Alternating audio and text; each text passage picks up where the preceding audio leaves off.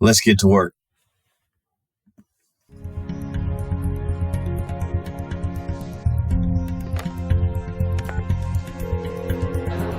Sonny, yeah, thank God.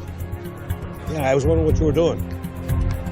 Yeah, it's go time, boss. I don't want to get disrespectful. They better just start burning the page if you see his name. Why is it good for Dak, but it's not good for Justin Fields? Dak is a winner. Cap. That's cap. Oh my God, bro. No, bro. I'm a Cowboy fan. I got Cowboy hats in the back. I got Cowboy t-shirts in the back. That's cap. And we not taking that. Our back, Huddle Buddies. How y'all like that name? Dak is a winner. Season-wise. In his season. Season-wise. Yeah. Yeah. And OBJ is back. Watch. Going deep. Jamar Chase. He's got it. Chase to the end zone. That's a Bengal touchdown.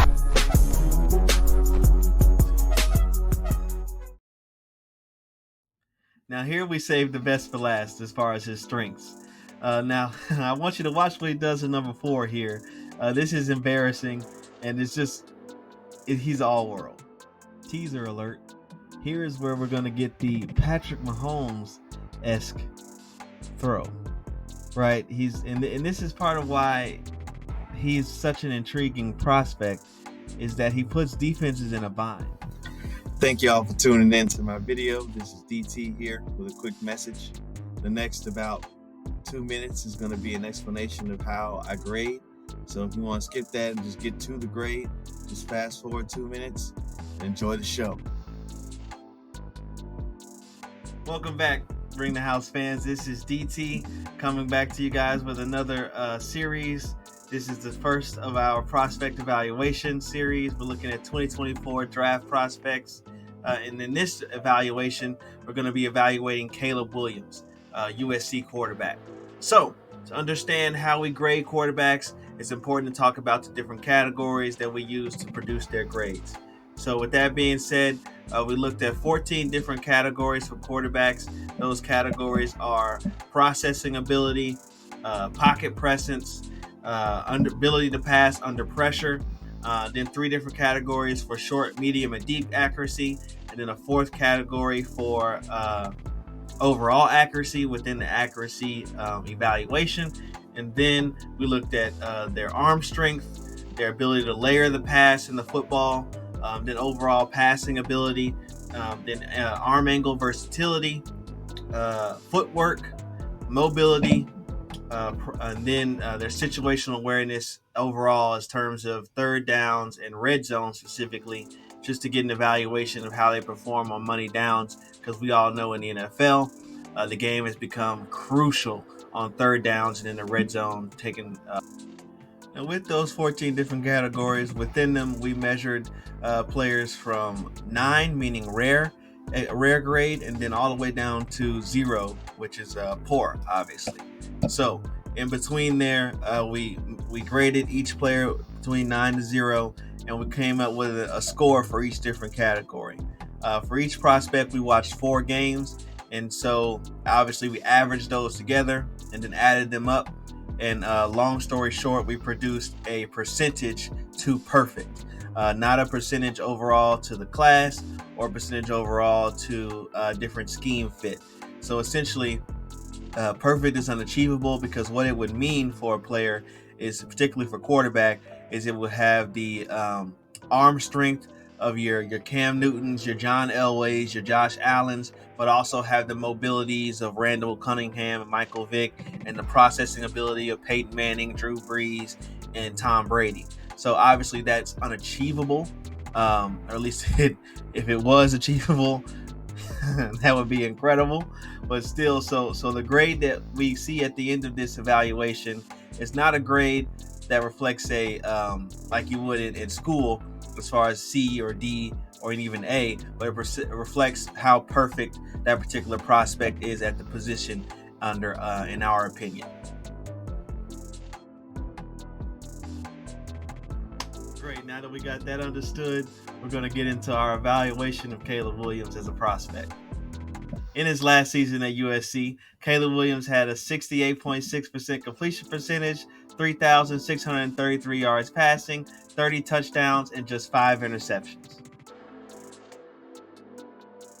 One thing that's glaring about Caleb Williams as a prospect is his creativity with the football. He's exceptional at creating plays both in the passing and the run game. He has pristine ball handling between like pitching it as he's getting pressured or being able to drop his arm angle, all different types of things like that. He can play out of scheme very, very well and very efficiently. That's one of the things that makes him the #1 quarterback in this draft. And here's an example of that. In this particular play, most runners wouldn't choose to spin here at this moment, but look how Caleb Williams is able to execute it. Another strong ability of Caleb Williams is his ability to work the pocket. He's exceptional at notice and knowing when to step up and how to move to buy time. That's something that you need to have in the NFL because every pocket's going to be dirty and there's going to be very few opportunities to pass from a clean pocket. So the good ones, the excellent ones, know how to navigate that scenario and be able to still deliver a well-thrown pass downfield.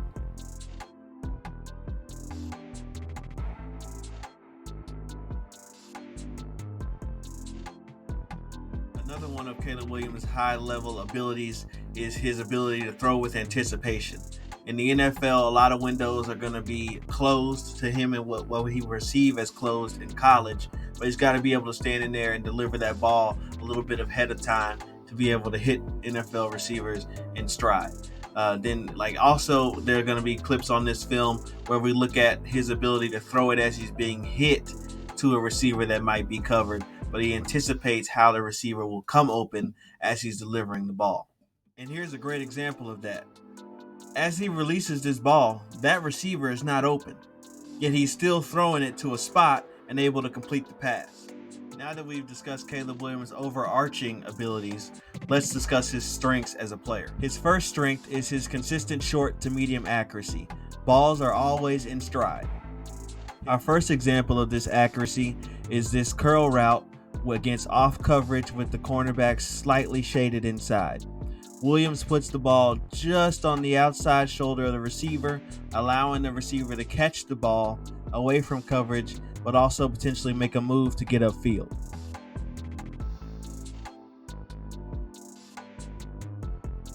Now to the bottom of your screen, Caleb Williams is going to hit the slant route for a touchdown against pressure.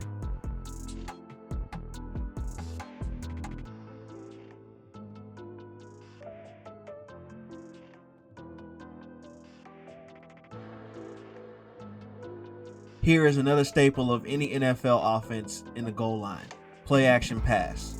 Here Caleb Williams gets instant pressure off his right tackle. He's able to navigate that pressure, deliver a pass around that pressure, and deliver a pass to his tight end, which is catchable and on target.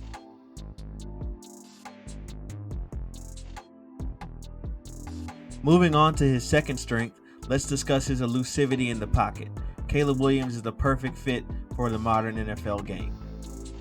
Here again, we'll see a play where Caleb Williams gets pressure initially, but if you notice here, he takes two kind of movements and he doesn't bail on the pocket right away, right? And he takes those two movements and then he spins out and is able to deliver a pass on target again.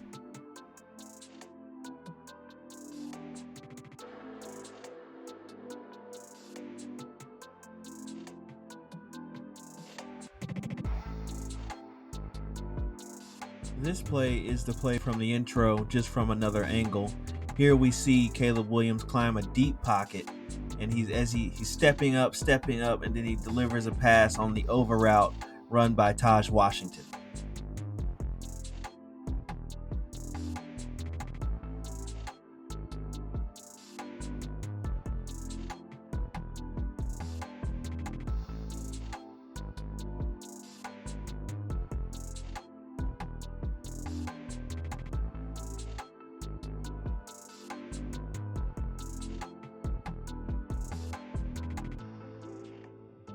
I hope you're seeing the recurring theme here. When he wants to, Caleb Williams can win from the pocket. There's a lot being said about his ability to do that, but here again, we're going to show you another play where he remains a passer, avoids a rusher, and delivers a ball to, I believe, some sort of curl route or in-breaking route back towards the quarterback. This might have been a scramble situation here.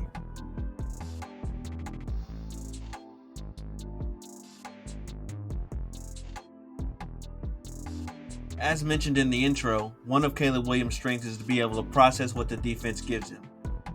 On this play, I want you to watch Caleb Williams and his feet and his eyes. Here he works front side all the way to backside, moving his feet with his eyes across the landscape of the play. And ultimately he delivers an on-time pass within the scheme.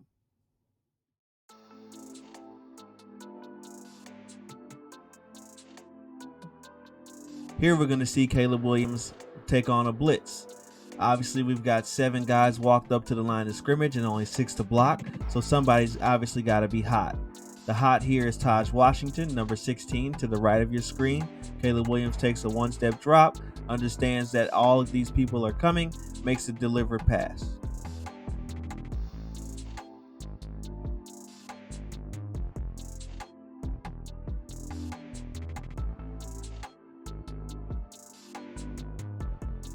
If you know the game of football, one thing that you know is that defensive coordinators love running cat blitzes when the offense is into the boundary as far as where the ball is placed within the hashes.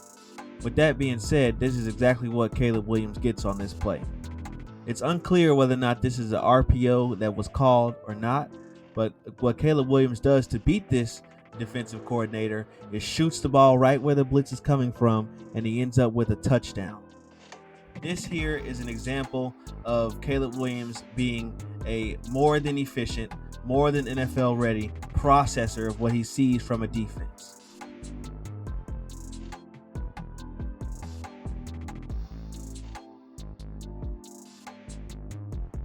And lastly, on the processing skills, we're going to tie this into a bow. Here he gets pressure that ends up at least getting a hit on the quarterback, where he throws a pass to the receiver in a way that demonstrates his understanding of leverage of corners and positioning of receivers. He's able to put this ball on the back shoulder of his target and ultimately get a complete pass where most quarterbacks could not.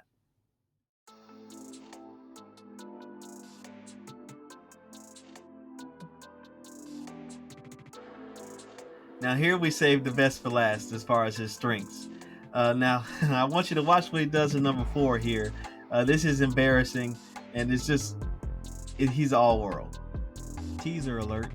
Here is where we're going to get the Patrick Mahomes-esque throw, right?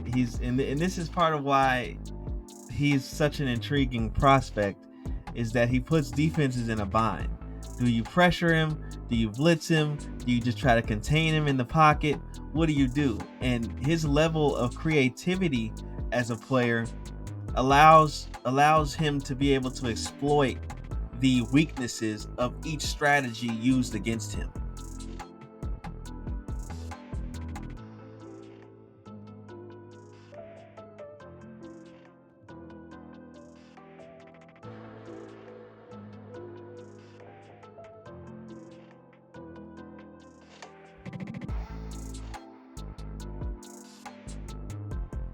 Here again, I want you guys to watch his head as this play progresses.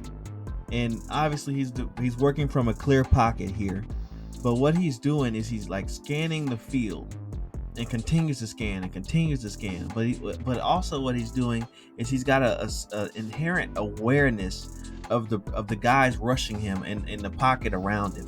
And so that's how he chooses the moment to escape. And obviously, because he's aware of what's going on down the field, he's able to again make a strong throw. Watch the velocity on this particular pass.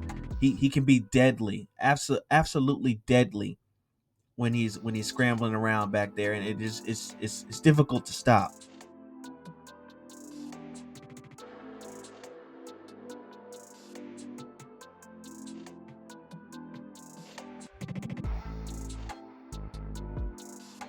Mentioned early on, here's another one of those plays where it's not much, but still at the same time, players that aren't in that upper echelon of quarterbacks would just take the sack here, would just throw the ball away here. But here, what Caleb Williams does, like you see Josh Allen do, like you see Patrick Mahomes do, like even you've seen Drake May do, he flips the ball to his running back and is able to score a touchdown here when most people would be looking at another, I think it was third down on this play, they'll be looking at fourth and 1. And so he's just a playmaker, and the creativity to which he uses in his game, a play is just never over.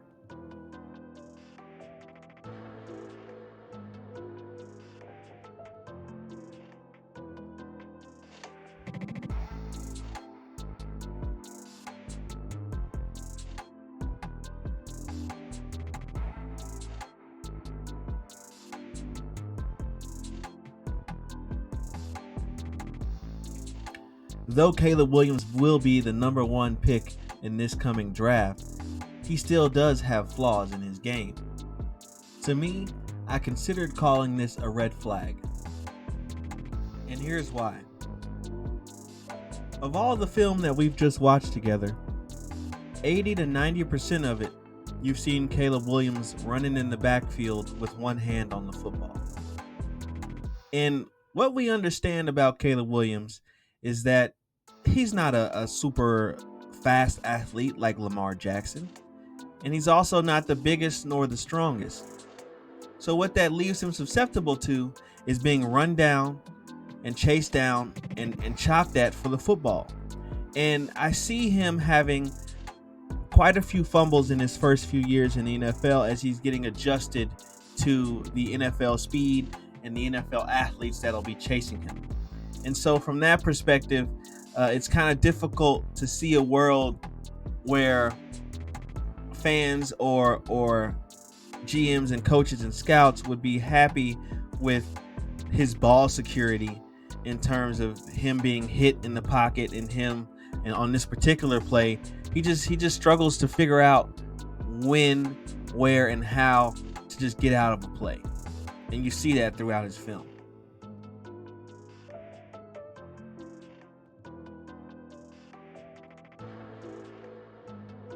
And for all the plays I just showed you where you see him exiting the pocket, moving towards the sideline, and able to throw dots down the field, there are also plays like this where, again, ball security to me, it means both fumbles and interceptions. He should not have thrown this pass. Look how close he is to the sideline when he releases this ball. The correct decision here would have been to throw the football away. He's got 2 or 3 DBs chasing down towards that sideline. There was no room to fit this pass in. Look how many defenders are around the football when the ball is tipped.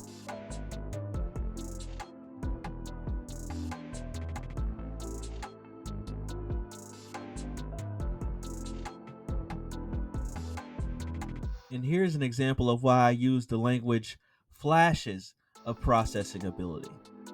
His processing ability is sometimes inconsistent, though he is an exceptional player.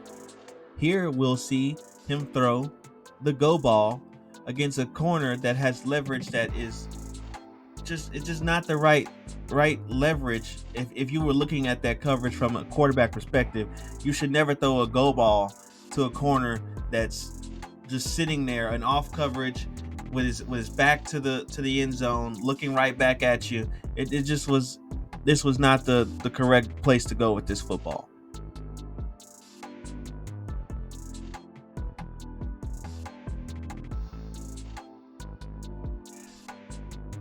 His deep accuracy is also problematic for me. Here we have the opportunity for him to hit the skinny post or seam route, whichever you prefer in the offense you played in. And it's overthrown by a little bit. If the receiver hadn't angled his route in the way he did at the top, this ball would have been closer. But I still think this is an overthrown pass regardless.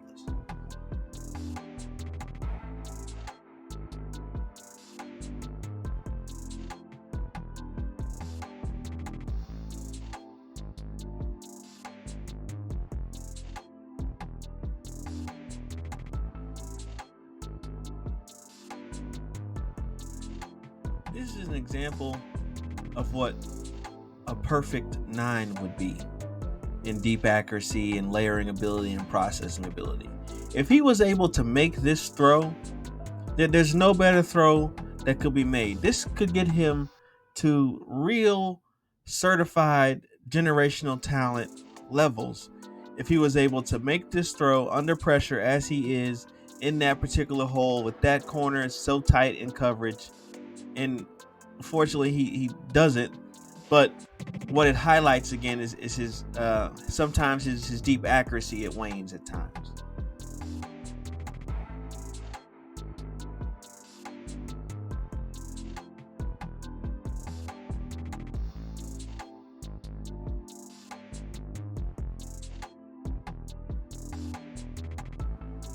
And in Caleb's game, sometimes what you see is his deep ball sometimes will hang in the air, and he can sometimes run out of real estate.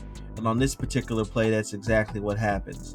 Ultimately, I do think he was just trying to make a play on this particular play, and sometimes that is difficult. But when you see the plays lined up together, it does point to a weakness.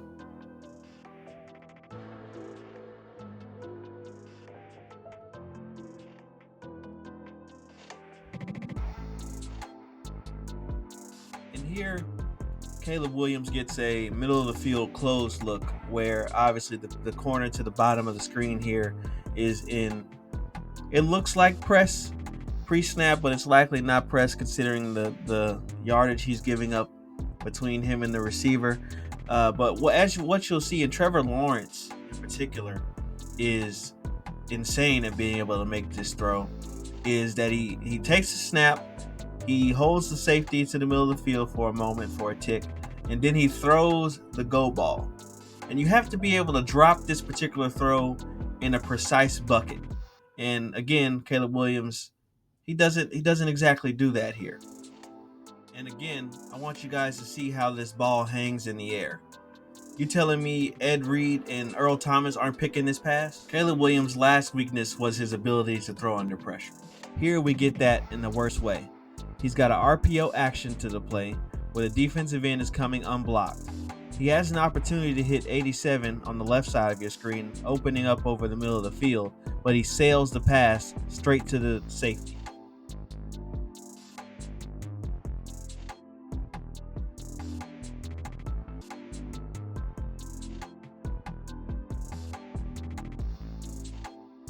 Here, what I see from the slot corner that's going to appear from the left of your screen coming to the right towards Caleb Williams is that Caleb seems to have a moment of panic and indecision as he's trying to figure out whether to run or whether to pass. And he makes this like mind-boggling decision to pass, and it ends badly for him.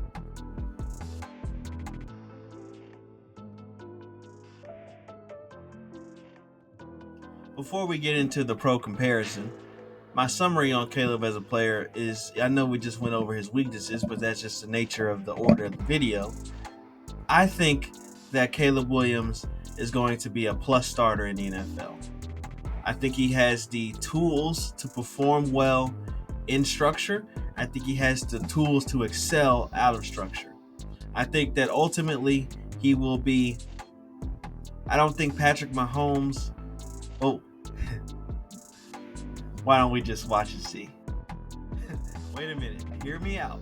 I know who you guys see on the screen, but just Caleb Williams is not 6'4". You had to find somebody that matched his stature. Just look at this play right here. Donovan McNabb is the perfect comparison as far as the low end Caleb Williams. I almost got you guys. At the high end, I do see Patrick Mahomes. I can understand the comparison. Just watch this throw and then compare that to the two that you see.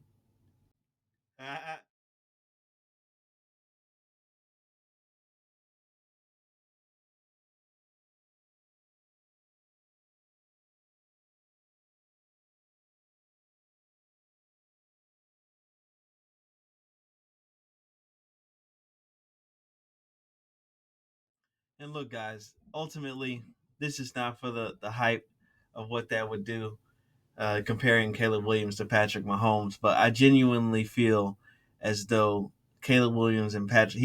Caleb Williams is more likely to be somewhere near Patrick Mahomes than he is to be somewhere near Donovan McNabb. But with that being said, though, the reason I see it that way is because they had similar college situations, right? Patrick Mahomes at Texas Tech, his Texas Tech team struggled defensively, and he knew getting off the bus that he needed 50 to win. The same thing occurred with Caleb Williams in these last 2 seasons, actually. And so what that allowed them to do is push their limits of already talented players. It allowed them to push their limits and see where they could take their games. That's why you saw plays like that interception I showed against Colorado. That's why you saw throws like the one against Arizona. Ultimately, though, what happens is these guys got the opportunity to grow in a way that quarterbacks on teams that are more balanced don't get the way to grow. And that's why their playmaking ability grew out of necessity. And now when they get to the NFL stage, it could be something that is just explosive and damaging to an NFL defense. To be clear, I have a late first round grade on Caleb Williams. It doesn't mean I'm not high on the player. I just think that when evaluating his skill set, that's where he likely fits. It doesn't mean he's not going to go number one. I ultimately think that he will, because all quarterbacks get driven up the board. But you have to keep in mind the comparison people are making to Patrick Mahomes. Patrick Mahomes was picked like 15th. So he was nowhere near number one on his board when he came out. And that's just the nature of the beast, the nature of the position. Now, if Caleb Williams and Patrick Mahomes had cleaner footwork, cleaner form, like your Andrew Lucks did, maybe they would be, a surefire, projected to be, in terms of their scouting report, top 5 pick. And they just don't have that. They're playmakers, so there's a little bit of uncertainty and risk involved in drafting a quarterback like this, because it could turn out to be Patrick Mahomes or it could turn out to be Zach Wilson. And, that's just the nature of the business when you're drafting these ultra playmakers instead of these traditional pocket passing quarterbacks. And that's my evaluation on Caleb Williams. I love the player. I would love for him to go to my favorite team, the Dallas Cowboys. But we all know that's not going to happen. He's going to end up in the NFC and with the Chicago Bears. If you guys like this video, please subscribe to the channel. We've got more coming like this. The one I'm working on right now is for Jaden Daniels. Then after that, I'm going to move on to maybe a different position group. I really like J.C. Latham, so that's coming up as well. Just let me know which guys you want to see me do a breakdown on in the comments. And don't forget to subscribe to the channel and like the video. I enjoyed making this, and this is the kind of content that we're going to produce here on the Bring the House podcast. Y'all have a great day. We out. Going deep. Jamar Chase. He's got it. Chase